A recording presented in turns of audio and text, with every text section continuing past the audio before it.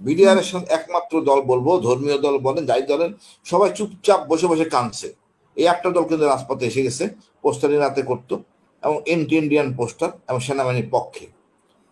সেনাবাহিনী অনেক অফিসার এই মনের কষ্টের সাথে কথাও বলছে, আমিও কথা বলছি 2 দিন। বাট ওই দর্শন বললাম যে আমরা কি শাসন করতে শাসক হইতে পারি না? বাইরে থেকে শাসক আনতে হবে কেন? এই জায়গায় তাদের সাথে আমাদের বড় সমস্যা। তুমি অন্য ধর্মের লোককে আঘাত করতে পারো না, নবী যেটা করেননি।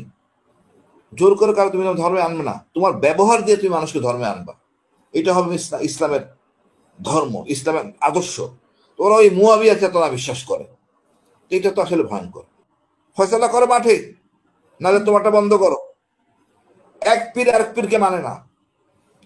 আপনি শুধু হাটহাজারে কি বলে আমাদের মিরপুর 1 নম্বর মাজারে গেলে পাবেন কত রকম ভণ্ড, সব আসলে ধান্দায় কাজ করে। আমার খুব সৌভাগ্য হয়েছিল জেলে এদের সাথে সখ্যতা হওয়ার। তবে আমি এইটুকু মানে বোঝা গেছে, যতটুকু আমি বুঝি, বা সেটা হলো এদের সবাই শিক্ষিত। এরা জানে কিভাবে জনমত সৃষ্টি করার জন্য, ইন্টারন্যাশনাল মিডিয়াকে আকর্ষণ করার জন্য এইসব জ্ঞান তাদের আছে এরা। আর এদের বড় সমস্যা হলো এদের, আমি যেটা মনে করি, এরা খিলাফত প্রতিষ্ঠিত করতে চায়। এটা যে কোনো নাগরিক চাইতেই পারে, যে কোনো মুসলমান চাইতেই পারে। কারণ কথা হলো, আপনি যদি স্পেস না দেন তখন কিন্তু তার বৈরী হয়ে যায়। আপনার কেউ বলতে পারবেন না হিজবুত তাহরির হাতে বোমা ছিল, এরা মারণ ঘাতী কোনো অস্ত্র ছিল, এগুলি কিন্তু বলতে পারবেন না। এরা শিক্ষিত। তবে এদের দর্শনের মধ্যে আমি দেখছি একটা চরম ভুল, যে এদের চেতনার মধ্যে খেলাফত এস্টাবলিশ করবেন, কিন্তু সেই খেলাফত কার কাছে যাবে? জর্ডানের একজন শেখ, যে ভদ্রলোক হবেন আমির, এবং তারা কৌশলে বাংলাদেশ থেকে নির্বাচন করছে, এখানে জনবহুল মুসলমান দেশ। সে আমিরের প্রচুর টাকা, সেই টাকা আসলে জনগণের কোনো সমস্যা থাকবে না, সবাই শান্তিতে থাকবে, কোনো মানে আপনার কোনো অভাব থাকবে না। এবং তারা যে এটা নিয়ন্ত্রণ নিতে পারে বাংলাদেশের, তাহলে তা আপনি মনে করেন অভাব না থাকলে তো কোনো সমস্যা থাকার কথা না। এবং সেই জর্ডানি আমির তার সৈন্য সামন্ত মানে সেনাপ্রধান, জেলা প্রশাসক, পুলিশ প্রশাসক সব নিয়ে আসবেন, টিম সেট আপ করা আছে। দেশ হিসাবে তাদের সিদ্ধান্ত হলো এই আমাদের দক্ষিণ এলাকার গরিব দেশ, যেখানে তারা মোটামুটি একটা স্টেবল, একটা ভালো একটা ভূমিকা রাখতে পারবেন। আর চরমভাবে এরা ইন্ডিয়ান, এই ইন্ডিয়ান এই জিনিসটাকে কিন্তু আমাদের শিক্ষিত শ্রেণী বা আজকে যে আন্দোলনে, জুলাই আগস্ট আন্দোলনের সবাই এটাকে এক অংশ পছন্দ করছে।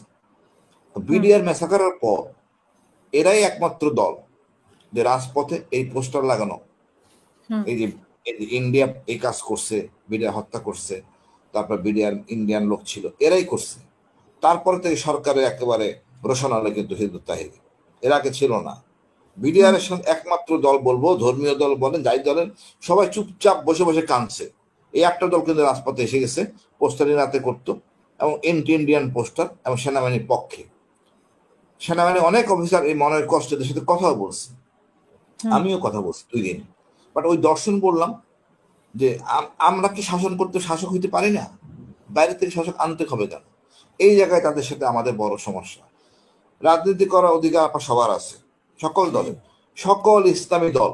আমি বিশ্বাস করি বাংলাদেশে যত ইসলামী দল আছে সবার কিন্তু মনে খায়েশ আছে খেলাফত, কেউ বলতে পারবে না না। এখন সমস্যা হলো এই খেলাফতটা সবার মনে খায়েশ, সকল মুসলমানের খায়েশ, আমাদের খেলাফত প্রতিষ্ঠিত করতে হবে, এটা থাকতে পারে। কিন্তু আপনারা যদি তাকে স্পেস না দেন রাজনীতি করা, অপরাধটা বলেন কেন, কি সমস্যা, সে কেন জঙ্গি? জঙ্গি হওয়াটা নিয়ম থাকতে হবে তো, এই কারণে সে জঙ্গি। মানে আওয়ামী লীগ কেন তাদেরকে নিষিদ্ধ করেছিল? ওই যে আপনি বলেছেন যে বিডিআর ঘটনায়, হ্যাঁ, ইন্ডিয়ান 1 নম্বর চরম ইন্ডিয়ান এরা। আর এরা আমি তাহলে গেরুয়া পতাকা কেন?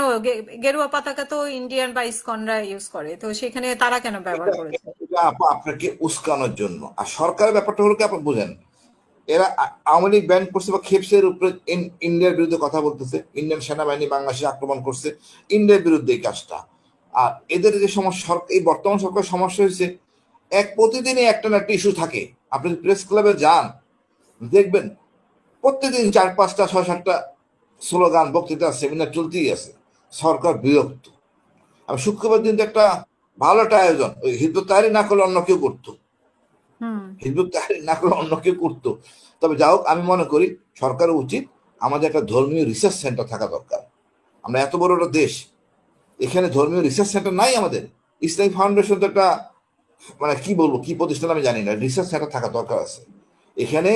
আপনি যদি পীরদের দর্শন যদি দেখেন, আমাদের দেশে পীর এদের হুম দর্শন যদি দেখেন, আপনার মাথা খারাপ হয়ে যাবে। এক এক হুজুর এক এক জায়গায় বয়ান করতেছে, সেটা সরকার নিয়ন্ত্রণ করতেছে না। সরকার একটা এই ইসলামটাকে একটা ফরম্যাটে আনার জন্য একটা রিসার্চ সেন্টার দরকার। তোমরা এই এই পেরিমিটারের বাইরে যাবে না। যেমন হিজবুত তাহরীর মনে করে, খুব পছন্দ করে মুয়াবিয়া যুদ্ধ, যুদ্ধ যুদ্ধ চেতনা। হুম আমি আবার মুয়াবিয়া যুদ্ধ চেতনা বলি, কেন এটা কোনো চেতনাই হইতে পারে না। তুমি অন্য ধর্মের লোককে আঘাত করতে পারো না, নবী যেটা করেননি। জোর করে কারো তুমি ধর্মে আনবে না, তোমার ব্যবহার দিয়ে তুমি মানুষকে ধর্মে আনবা। এটা হবে ইসলামের ধর্ম, ইসলামের আদর্শ। ওরা ওই মুয়াবিয়া চেতনা বিশ্বাস করে, এটা তো আসলে ভয়ঙ্কর। এই জন্য এগুলি যদি আমরা কাউন্সিলিং না করি, হুম আমাদের জ্ঞানী লোক কাছে কাউন্সিলিং না করি, তাহলে তো এটা হবে না। কারণ আমরা ওই দূরে সরাই রাখি, আপনি বন্ধ করে দিলেন, না কাজ করতে দিব না, এটা কোনো সমাধান না। গণতন্ত্রের জন্য আপনাকে স্পেস দিতে হবে, রিসার্চ সেন্টার করে দেন, ওরা আলোচনা করুক, নিজের ধর্ম প্রচার করুক। আমরা এক পীর আরেক পীরকে মানে না এমন দেশ আমরা। কম করে হলে 100 জন পীর আছে, তারপরে তো হুম মাদাব নিয়ে তো বহুত কাহিনী আছে। সরকারের একটা ফরম্যাটে নিয়ে আসা উচিত। আপনি যদি আজকে ঈদ করেন, যেন আমি সৌদি আরবের দর্শন ঈদ করি, বাট হয়তো অন্য কেউ বললে মারামারি পর্যন্ত হয়ে যাবে। তো এই জিনিসগুলির মধ্যে অনেক গোড়ামি রয়ে গেছে। আমার মনে হয় এটা পরিষ্কার করা উচিত। 18 কোটি লোকের দেশ, এটা সমস্যা সমাধান করতে হবে আমাদের। তাহলে মাঝখান দিয়ে আমরা বহির্বিশ্বে আমাদের খারাপ ধারণা মেসেজ যাবে আমরা আসলে জঙ্গি। আসলে জঙ্গি না, জঙ্গির ফরম্যাট তো ঠিক নাই।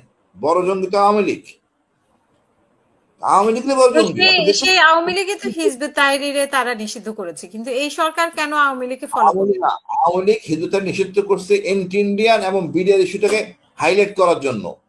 এই হুম সরকার মাইক থাপ্পড় যাই মারছে পুলিশ গ্যানেট সোর্সে, এটা করছে বিরক্ত হইয়া।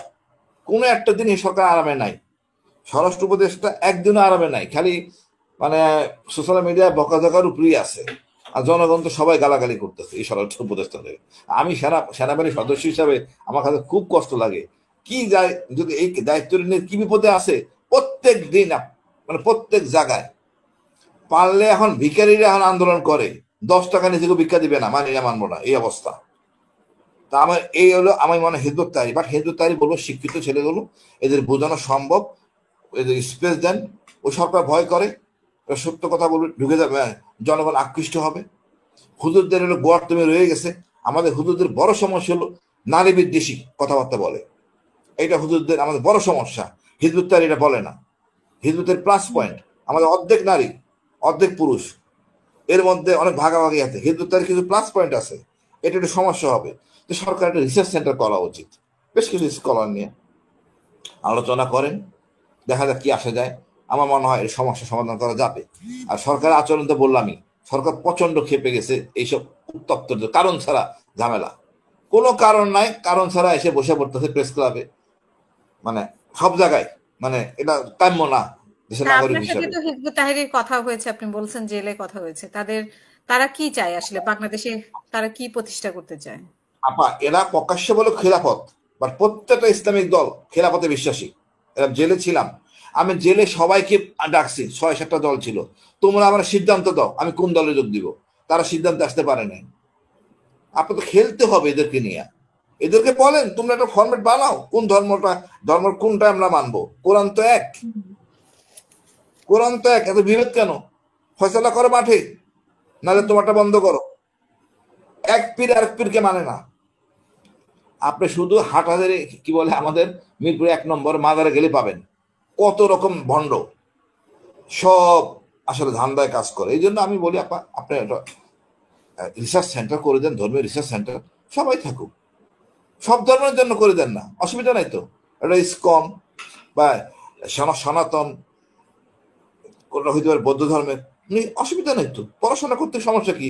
ওখানে পিএইচডি ডিগ্রি দেওয়া হবে, রিসার্চ পেপার লাগবে, আমরা করবো, অসুবিধা করতে করিমুল্লাহ স্যার থাকবে, কোনো সমস্যা নাই, আমরা ভর্তি হবো, শুনি আমরা হাদিস। আমি তো জেলে থাকার জন্য সব হাদিস পড়ছি, সব হাদিস পড়ে আমি কনফিউজ, এমন এক কোরআনে বিশ্বাস করি। আমার ঝামেলা দরকার নাই, এই বাংলা কোরআন আমার জন্য যথেষ্ট। অসংখ্য ধন্যবাদ আপা। ধন্যবাদ।